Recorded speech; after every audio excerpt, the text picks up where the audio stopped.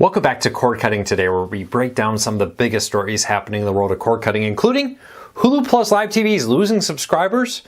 Are they in trouble? Is Venu Sports going to cannibalize Hulu Plus Live TV?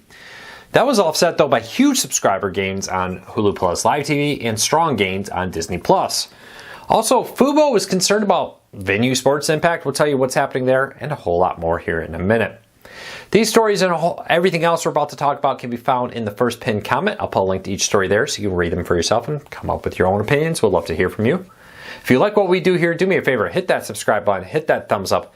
Let YouTube know you enjoy what we do here so YouTube recommends our content to more people. With that said, let's dive into it. Yesterday, Disney reported earnings that included Hulu Plus Live TV losing 100 subscribers. This comes as a continued slide in subscribers for Hulu Plus Live TV, raising a lot of questions about Venu Sports. Venu Sports expects to take about half of its subscribers, and they hope to get 1 million in the first year from existing competitors like Hulu Plus Live TV. Disney will now own 2 competing streaming services, one including Hulu Plus Live TV, the other, which they own fully, and then in a joint venture with Venu Sports. It's more of a sports-focused service. Be interesting to see how that all plays out. Will Disney decide 2 competing services are not worth it? That's a big question. I'm sure there's been discussions on how they differentiate the 2, and if it's worth having 2 separate ones, especially with Hulu Plus Live TV reportedly still losing money.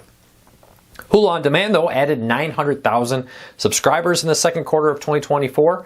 Pretty strong subscriber growth there. Of course, not millions, I'm sure they would love to add, but 900,000 is a pretty strong considering it's only available in limited markets around the world.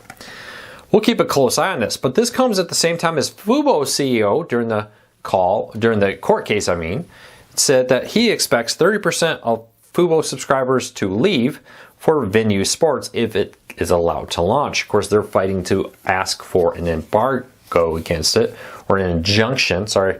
We call them embargoes as a reporter, but an injunction against them to try to stop the launch. We'll see if the judge agrees. At this point, we're just waiting for the judge's ruling. Interesting. We often talk about how many companies sometimes have competing services. This is a pretty big one, especially when, especially at launch, both will be not profitable. Will Disney justify having 2 competing streaming services that aren't profitable? Especially when they say, hey, we expect it to come from competing services. Fubo says we may lose up to 30%. How many will Hulu Plus Live TV lose? Is a great question. Let me know, would you switch to Venu Sports and ditch something like YouTube TV, Hulu Plus Live TV, or Fubo? Leave me a comment, let me know if that would be something that would impact you. All right, moving along. There we go. With this, Disney Plus also, I apologize, my tablet froze, added 200,000 subscribers in the second quarter. Kind of actually surprisingly low considering how many Hulu added. Now, a lot of this came, though, from losses in international markets like the Disney Plus Hotstar version that they're kind of changing with that. Now, overall, with this, Disney Plus added 200,000 subscribers. With it, worldwide, added 800,000 in the United States. So a lot of these losses came from international, especially India, with the change. Disney Plus now has 54.8 million. It's pretty interesting. Let me comment. Are you a Disney Plus subscriber? Do you intend to keep doing it? Now, both Hulu Plus Live TV, and Disney Plus, along with ESPN Plus, are raising their prices in October. Will that change your views? Will that impact your likelihood to subscribe? Leave me a comment. Let me know. Speaking of price hikes, Starz is also raising the price. Starz will be raising the price of their service in September, and it will now go up to $10.99. I think a lot of people are surprised Starz was still having its own standalone streaming service. It does. It's very popular, especially for Outlander. Now, Outlander has kind of become their breakout hit. It's coming to an end soon, but they're going to have some spin-offs coming that they're hoping to use to keep the service going. I've said this before, there are more streaming services on the market than the market can support. Will Starz be one that can make it or not? Leave me a comment. Let me know what you think. Is Starz in a position to become successful? Roku has announced that its free ad-supported streaming service is adding a new 24/7 premium sports channel. This will include a bunch of Major League Baseball games, talk shows, and analysis, including the Rich Eilsman show. I don't know. He's a Michigan guy. I should know how to say his last name. And other talk shows, exclusive partnered content, Roku Originals, all about sports. Roku continue to move away from hardware. Not that they're abandoning hardware, but focusing on their streaming service, creating content, offering content, basically being an ad company, hoping people watch more ads, the more high quality content they offer. So we'll keep a close eye on this, but this will be launching later this year, and it'll be called the Roku Sports channel, as it looks to try to use that to generate more content. It will launch on August 12th, just next week. Let me know, what's your prediction? Is it worth it? Is it not? Do you think it's a good service or not? Could you care less? What's your thoughts of the Roku channel? Speaking of free ad-supported services, Plex is adding 16 new channels, mostly from Warner Bros. Discovery, including all 24/7 channel for designated Survivor, daytime soaps, and a whole lot more. 16 24/7 channels of Warner Bros. Discovery content, including a Mythbusters channel, CNN Originals, Mr. Bean 24/7. Any Mr. Bean fans? Leave me a comment. Question of the day. Paws and Claws, Say Yes to the Dress, and more. Bizarre Foods, 24/7. All kinds of channels now streaming 24/7 on Plex. Now, if you like free ad-supported services, highly recommend. I'm kind of hiding the Plex logo right there. Highly recommend you give it a try. They've really put a lot of work into that. All right, if you have a question for me, don't forget to leave a comment. Start off with a question for Luke on these videos. I'll answer some in the comments. I answer some here. Had a lot of questions about the Disney Plus price hike. A few things here. No word on the bundles if you get it free. I'm still on a free bundle from Verizon. Right now, from our understanding, that continues. This is not the first price hike on those bundles.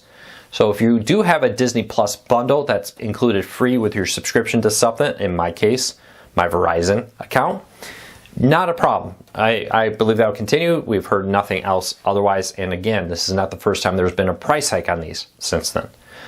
Why is the price hike happening? That's a big one. You know, why is Disney pushing prices up and up?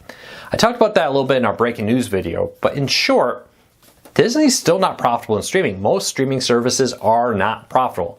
Most. And Disney's one of them. Though they expect to be profitable soon, raising their price is a big step in that. You gotta have two things. You can either try to get more ad revenue or you can raise your price.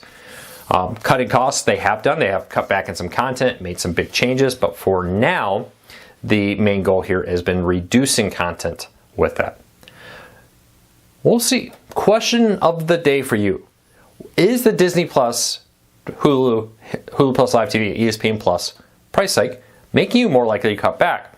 As I talked about many times, in the peak of 2020, cord cutters and Americans in general were paying for as many as 7 streaming services. Well, you had nothing else to do. Since then, that number has slowly fallen, and now it's between 3 and 4 subscribers or streaming service per household. Some of that's because, you know, my wife wants to watch Outlander, so she gets Stars from Outlanders. I love the new Star Trek Lower Decks. I've been very pleased. I'm sad to see that ending. When the new season comes out, I'll pick up Paramount Plus. We rotate them. But it is 3 or 4 is the ones we pay for. We get a few others free. Like I said, we got the Disney Plus bundle with Hulu and ESPN Plus for free from our subscription. Other people are getting like Netflix from T-Mobile, for example. If you're a Walmart Plus customer, you can get Paramount Plus for free. But what people are actually cashing out money, you know, to open up their wallet, putting the credit card down, putting the cash down, that's actually shrinking. And I think it will continue to increase.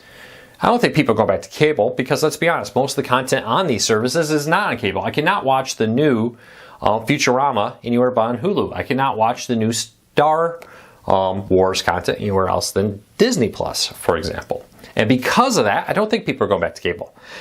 I see you in the comments saying that.